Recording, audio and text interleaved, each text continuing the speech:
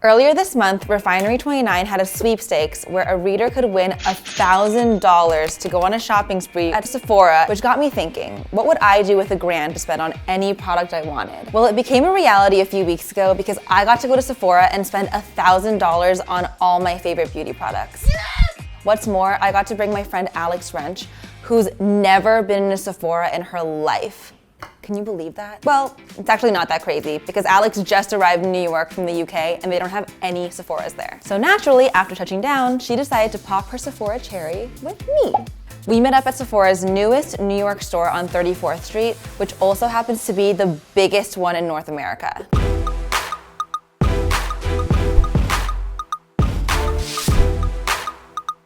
I know that Sephora can be an overwhelming place to shop, whether you're a makeup professional or a makeup noob. So I decided to break it down into 3 easy categories: makeup, skin, and hair. In my opinion, you can have all the makeup in the world, but if your canvas isn't great, it's not gonna do much for you. So I always like to invest in skincare.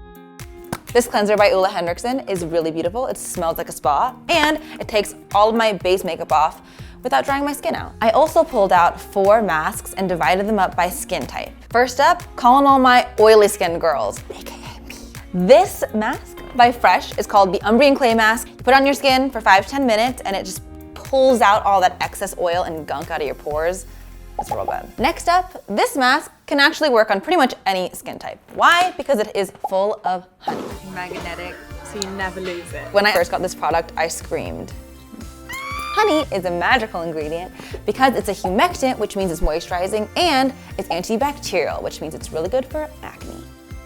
Next up, anyone with dull skin will love this blue mask. Oh, it's right there. So this mask is the Herbivore Botanicals Blue Tansy Mask, and it has a bunch of like exfoliating acids in it, so it will get rid of your dull skin. Next up, my dry skin girls, and you will love this mask from Dr. Jart. It's a sheet mask full of chamomile water and cactus essence. It's super soothing and nourishing. You're gonna love it. The water replenishment, it's a good one. Sheet mask. Okay, that was a lot of product, but we're not done yet. Hair.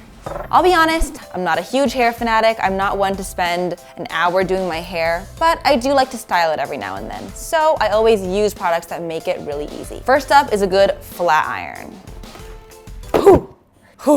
First up, a good flat iron. And this one from T3 is really good. It has ceramic plates that make it slightly less damaging on your hair. And if you ask me, a flat iron is a lot more versatile than a curling iron because you can obviously straighten your hair with it, but you can also curl your hair if you know the proper technique. If you're gonna heat style your hair, which I just recommended that you do, you should always have a heat protectant on hand. This one from Alterna is really easy to use. You can just spray it in your hair. It's never gonna weigh your hair down, and it smells incredible. It smells like white tea. I already heat styled it, and I didn't use a heat protectant this morning. I was lazy. Oh my God. Doesn't it smell so good? Once my curls are in, I always go through with a little bit of texturizing spray, and this one from IGK is my favorite. And all you do is spray it through your mid-lengths and ends, give it a little zhuzh, and you got that cool girl lived-in texture everyone's lusting after. Look at that volume. Do I look cool or do I just look like I rolled out of bed? I hope it's the former. They're kind of the same thing, but like one's intentional. Last is a dry shampoo, because let's be real, we don't always have time to shampoo and condition every single day.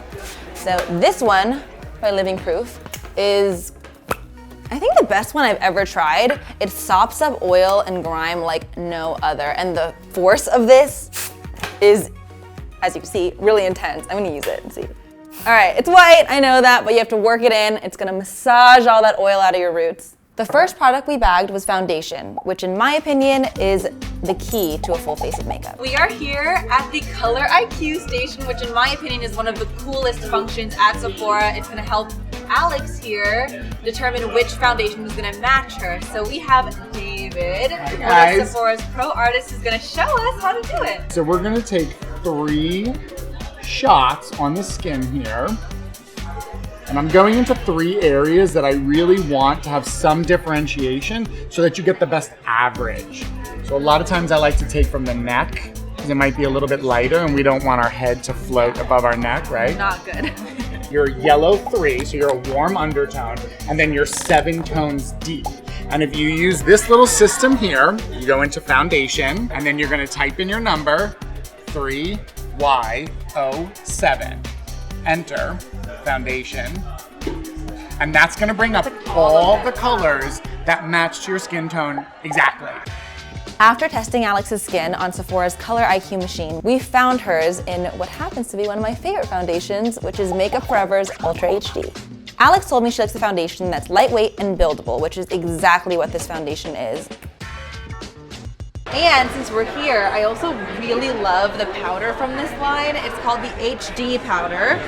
And have you ever tried this? No, I can't wait. It's so good. It has this beautiful like blurring effect. It's so good. I'll get you the translucent one just because it's just gonna disappear on your skin. Next up, concealer. I recommended Estee Lauder's Double Wear Concealer to Alex because it's super blendable and really, really long wearing. I like this one, I think, best. That's pretty. In my opinion, NARS makes some of the best blushes on the market. Why? Because their shade range is incredible. It's so pretty, look. Bronzer is another product that I rarely leave the house without. This one from Benefit is one of my holy grail items. Now we glow up. Let's go get highlighter.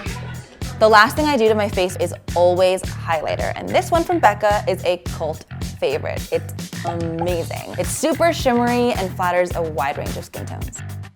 Now, I always say that if your eyes are the windows to the soul, then your eyebrows are the curtains, and nobody likes shabby curtains. Now, I personally don't really fill my eyebrows in anymore because I got my eyebrows microbladed. You should watch that episode. But this eyebrow pencil by Anastasia is really, really amazing. It's super fine, the tip, so you can draw on like really tiny, like feathery brow hairs. Next up, mascara. This one from Lancome is amazing. It's called the Grandiose Mascara. Have you used it? I haven't actually, but I love Lancome mascaras. The coolest thing is the wand. It has a swan-like shape that makes it really easy to get every single eyelash. Now, one of the perks of being a beauty writer is all of the makeup that I get. And I have upwards of 30 eyeshadow palettes. But if I had to choose one to recommend to Alex, it would be this one from Tarte, just because it's a very good neutral palette. You kind of have everything that you need in terms of like matte shades, shimmery shades, some darker shades. And I just wanted to show you a variety of brands. So I really like Tarte. It's a really good formula, super creamy. You should play with them. Kind of automatically go straight for like the shimmery gold one. It's so beautiful.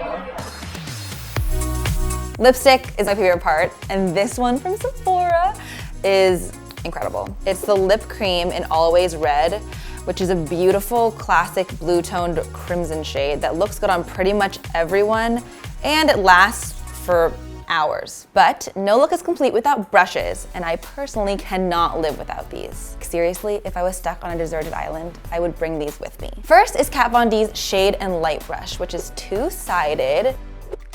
Next up is the number 14 eyeshadow brush from the Sephora collection. It's just flat enough to make it easy to pat on shadow onto your lid, but it's still fluffy, so you can still blend with it. And last but not least is the Beauty Blender. Technically not a brush, but equally as amazing. It's this little pink sponge. I'm sure you've all seen it before. I love applying foundation and concealer with this when it's damp because it gives you a very beautiful, natural finish. And that's it. Good to go. Look at all that stuff.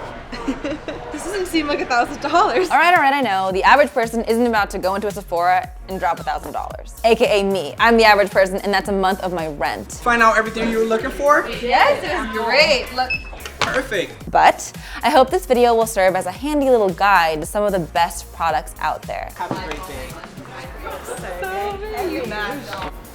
And if you're looking to enhance your beauty routine, you know exactly where to look. Thank you so much for shopping with me, and see you next time. Thank you so much for watching. Do you have any favorite beauty products? Be sure to let me know in the comments below, and click here to subscribe to Refinery29, and click here to watch more videos. Bye!